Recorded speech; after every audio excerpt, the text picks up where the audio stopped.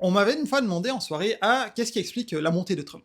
Et j'avais pas vraiment, su répondre, j'avais essayé de répondre avec, ce que j'avais vu, dans mes cours de sciences politiques. Le problème, c'est que les causes potentielles, de la montée de Trump ou de ce qu'on constate aussi, la tripolarisation, de la vie politique, il y en a beaucoup. À mon compte, il y en a 7 ou 8 et il y a pas de consensus en sciences politiques sur laquelle est la plus importante.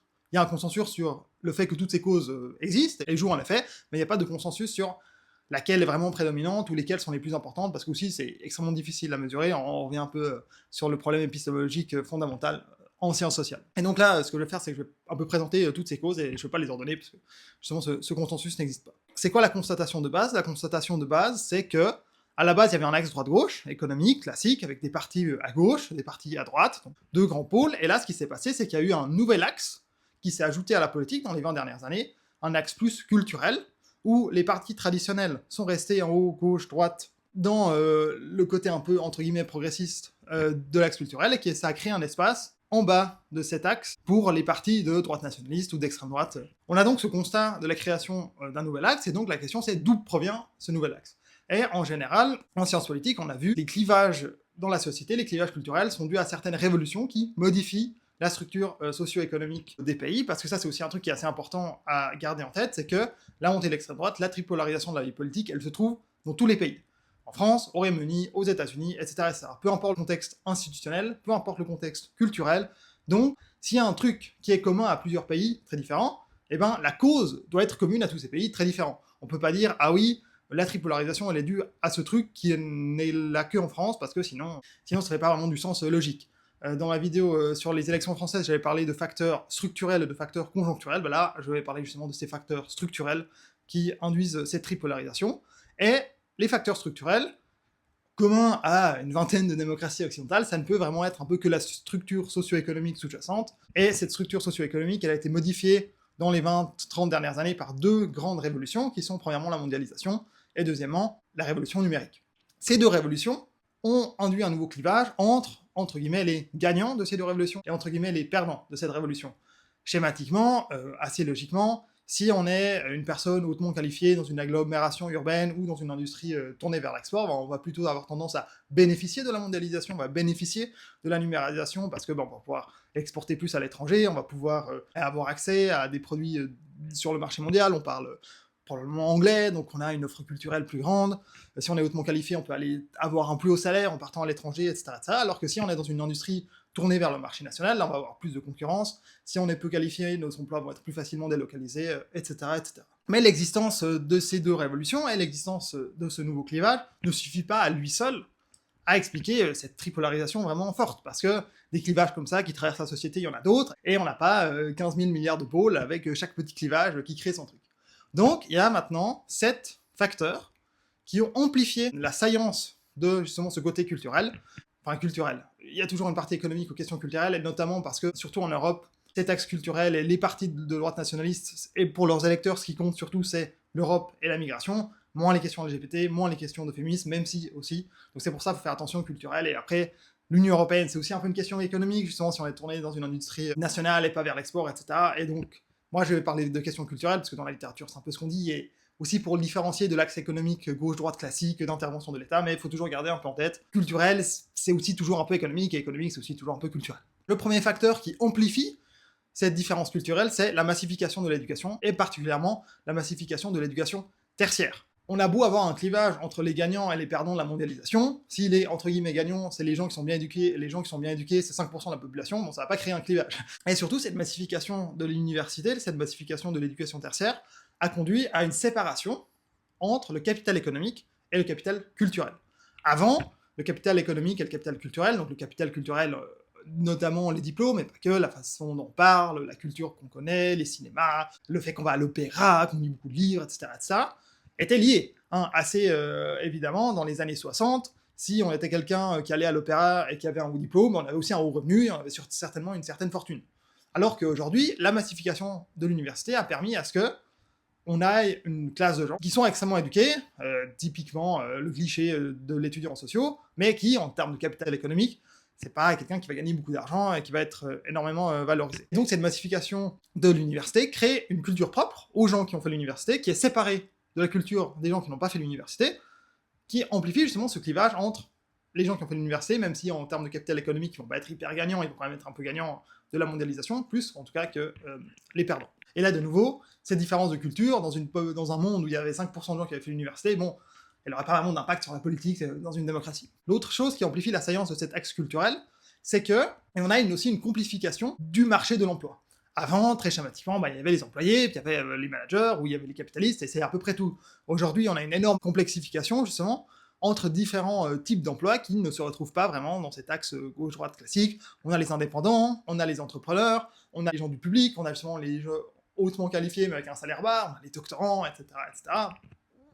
On a des ouvriers, on a des gens qui sont ubérisés, et donc cette complexification, elle induit également une complexification de l'ordre politique, ce qui est relativement logique. Donc, toutes ces différences culturelles, ainsi que cette idée de gagnant et de perdant, conduit, et ça c'est, j'ai pas compté jusqu'à maintenant, mais donc on avait amplification 1, la massification du tertiaire, amplification 2, la complexification du marché de l'emploi, et là on arrive un peu à la troisième amplification, qui est que ces deux facteurs précédents induisent surtout une perte de statut relatif des, entre guillemets, perdants de la mondialisation, qui se traduit par, notamment, une hostilité à l'immigration. Parce que, sociologiquement, même si on peut dire, oui, c'est pas très rationnel, si ton niveau de vie, il augmente, mais juste il augmente moins vite que le niveau de vie d'autres gens, ou alors si ton niveau de vie, il augmente, mais des gens qui, avant, avaient un moins bon niveau de vie que toi, augmentent plus vite que toi, ça devrait quand même, ça devrait pas te poser de problème, quoi. Tu devrais être là, non, mais mon niveau de vie augmente, il est bien. Mais non, voilà, on est des humains, sociologiquement, la peur de perte du statut relatif est une peur qui motive beaucoup les gens, parce que l'identité des gens et le statut relatif est très important pour les gens, même si leur statut absolu augmente. Cette peur de perte du statut relatif induit quand même un backlash contre les mesures progressistes et les victoires progressistes qu'on a eues sur le féminisme, sur LGBT, etc. Parce que si toi, tu as déjà une perte de statut relatif vis-à-vis de ton statut économique, de par les nouvelles fractures de la mondialisation et la numérisation, eh ben, tu vas te rattacher aux identités qui te sont importantes et qui te permettent encore de dominer, notamment ton identité masculine, ton identité nationale, ton identité de race. Donc là, on avait un peu trois amplifications qui étaient dans plus le domaine de la demande politique. Donc qu'est-ce qui faisait que justement on avait une demande pour ces partis de droite nationaliste, extrême droite, très conservateurs sur les questions, notamment Union européenne, migration, mais également LGBT, etc. Et là, on arrive plutôt au côté un peu de l'offre. Et le problème de l'offre, c'est que, aussi, dans les 20, 30, 40 dernières années, on a eu une professionnalisation massive de la politique.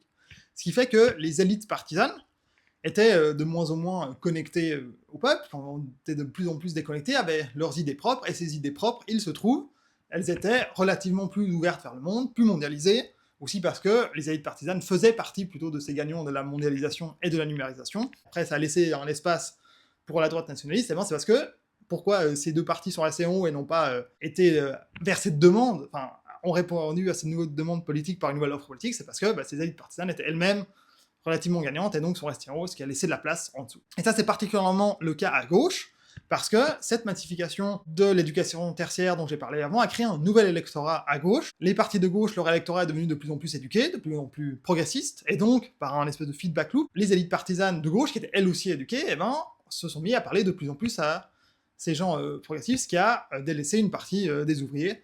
Après, il faut faire attention de ne pas être trop schématique, on dit toujours « Ah oui, la gauche a abandonné les ouvriers, et donc ils sont tous partis voter à l'extrême droite », ce qui n'est pas vrai. Les ouvriers qui votent aujourd'hui à l'extrême droite, ce sont les ouvriers qui avant étaient à droite, il y a très peu d'ouvriers qui sont partis de gauche à l'extrême droite directement, ce qui s'est surtout passé, c'est que les ouvriers qui avant votaient à gauche, et ben maintenant ils sont partis dans l'abstention. Et aussi, sur ce point, il faut pas mal me comprendre, parce que il y a un peu cette idée de dire « Ah oui, mais les partis de gauche, ils sont bêtes, pourquoi ils parlent pas juste aux ouvriers, quoi ?» Voilà, ils ont abandonné les ouvriers en parlant aux éduqués tertiaires. Maintenant, ils pourraient aussi parler aux ouvriers, non? Non, ils peuvent pas. C'est pas aussi simple que ça, parce que, de nouveau, pour revenir au clivage fondamental, il y a des vraies différences politiques fondamentales entre la partie éduquée de l'électorat de gauche et la partie ouvrier traditionnelle de l'électorat de gauche. Et c'est pas, il suffit pas de faire un yaka faucon, ah oui, il faut juste parler aux deux. Voilà. Déjà, c'est même pas sûr que parler aux deux en même temps, c'est possible, parce que ces deux électorats ont des politiques qui sont largement mutuellement exclusifs, rien que sur l'Union européenne, par exemple. Mais en tout cas, si c'est possible, c'est extrêmement compliqué. En général, les gens qui essayent de faire justement ce grand écart, ils n'y arrivent pas, ou alors il faut des circonstances vraiment exceptionnelles pour y arriver.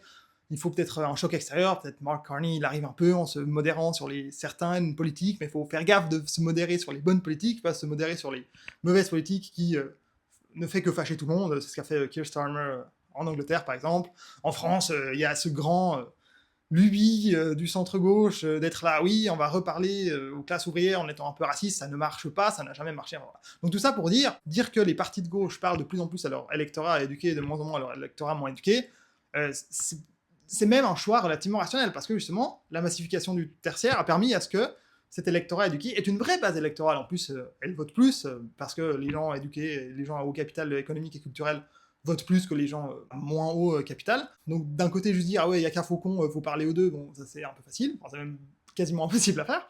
Et d'un autre côté, bon, la massification du tertiaire a permis que des partis qui parlent exclusivement à cette frange éduquée puissent exister, parce que nouveau, avant, il y a 50 ans, quand il y avait 5% d'universitaires, bon, c'est pas un vrai chiffre, hein, 5%, je dis ça un peu pour schématiser, vous pouvez pas avoir un parti qui parle que à ces gens-là. Donc ça, c'est du côté de l'offre. Et justement, ce manque d'offre, que ça soit des partis de manière générale ou en particulier des partis gauche, a permis l'émergence d'une droite nationaliste. Et donc là, on arrive au 6e facteur qui explique de l'amplification de la saillance de cet axe culturel, c'est un autre facteur commun à la structure socio-économique dans tous les pays occidentaux, c'est les réseaux sociaux et la libéralisation des médias, qui fait une poursuite, bon, c'est l'argument assez classique, mais c'est pas parce que il est classique qu'il est faux, c'est juste que c'est pas le seul, quoi. C'est, oui, la poursuite du clic, les émotions négatives sur les réseaux sociaux sont plus récompensées, et donc ça fait que les questions culturelles ont pris une plus grande saillance, parce que, disons, sur les questions économiques, bon, si tu dis, ah oui, moi j'aimerais des impôts un peu plus élevés, bon, tu vas pas créer un gigantesque backlash, faut vraiment aller très loin dans tes opinions économiques pour essayer de faire d'énerver les gens, faut vraiment dire, oui, moi je veux abolir tous les lois du travail et tout, mais ce que personne ne fait, alors que sur des questions culturelles, c'est beaucoup plus facile.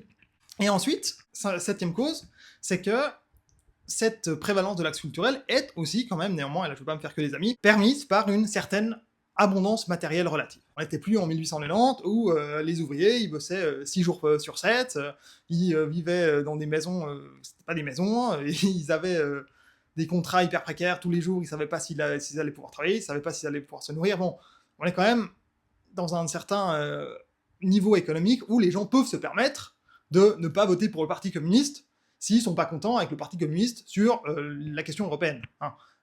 En 1890, en 1900, bon, si toi t'étais ouvrier, même si t'étais pas content parce que le parti de gauche il était peut-être un peu trop progressiste pour toi sur la migration, bon bah tu savais que si tu votais pas pour le parti de gauche, t'allais littéralement mourir de faim. Donc bon, t'allais pas le faire ça. Donc là, justement, aussi une certaine abondance matérielle relative permet la séance de cet axe culturel. Et au final, dernier point, 8e point, cette saillance de l'axe culturel est également permise par des crises conjoncturelles. Hein. La crise de 2008 a fourni une montée de l'extrême droite, et la crise migratoire suite au printemps arabe a aussi fourni une montée de l'extrême droite. Et là aussi, de nouveau, faut revenir au principe un peu épistémologique de base de sciences sociales, expliquer n'est pas excuser, les mécanismes de cause à effet sont ce qu'ils sont. De fait, beaucoup de gens ont des vues conservatrices sur l'immigration, sur à quelle est la forme de la société devrait prendre, sur le changement culturel au sein de cette société, et donc ces crises migratoires entraînent en effet un effet de backlash, ça c'est juste, c'est comme ça.